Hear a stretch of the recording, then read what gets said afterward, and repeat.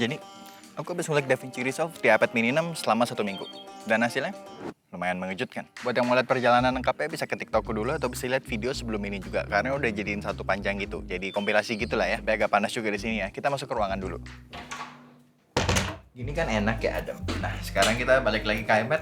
Jadi ada 3 poin utama yang aku mau bahas dan poin ketiga ini sebenarnya yang bikin galau banget.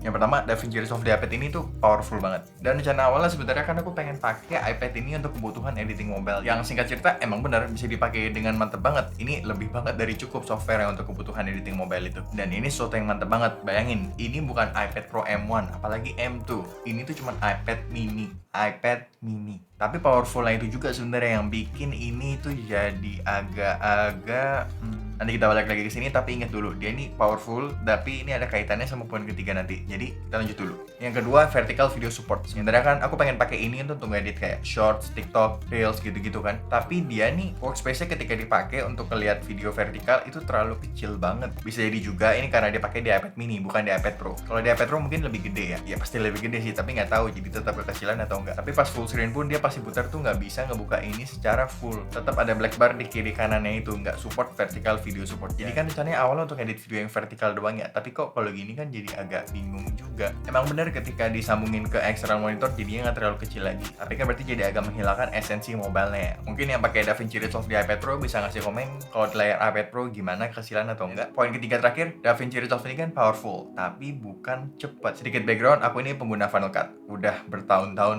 6, 7, segituan lah. Kalau kita bandingin dua software ini, Final Cut sama DaVinci Resolve, ya ini secara general aja ya. Rasanya Final Cut ini lebih diperuntukkan pekerjaan yang cepat. Sedangkan kalau untuk kerjaan yang ribet, ini DaVinci Resolve bakal lebih enak. Dari cara dia nge-treat timeline-nya, color grading-nya, ngasih efek-efeknya. Pokoknya step by step itu di DaVinci Resolve lebih tertata, rapi. Kalau itu masuk akal. Kalau harus dirangkum dengan singkat, mungkin Final Cut ini cocok untuk pekerjaan-pekerjaan yang simple dengan cepat. Resolve ini bisa mengerjakan pekerjaan yang ribet dengan lebih nyaman. Masuk akal nggak tuh kalimatnya? Sedangkan tadinya rencana aku pengen ngerjain kerjaanku di Final Cut yang simple-simple di DaVinci Resolve. Nah ini agak kebalikan. Jadi sebenarnya ya itu yang bikin galau. Setelah pertimbangan yang cukup lama, akhirnya aku mutusin buat all in ngulik DaVinci Resolve selama 1 bulan. Ini supaya aku bisa ngegunain software yang sama baik pas ngedit di iPad ataupun pas ngedit di desktop. Karena gimana pun sekarang aku ngerasa iPad ini belum bisa ngegantiin experience editing di desktop. Bakal lebih optimal kalau aku pakai si iPad ini sebagai penunjang untuk ngedit di desktop. Dan walaupun aku bilang bakal all in ke DaVinci Resolve karena ini masih sambil belajar juga kan ya.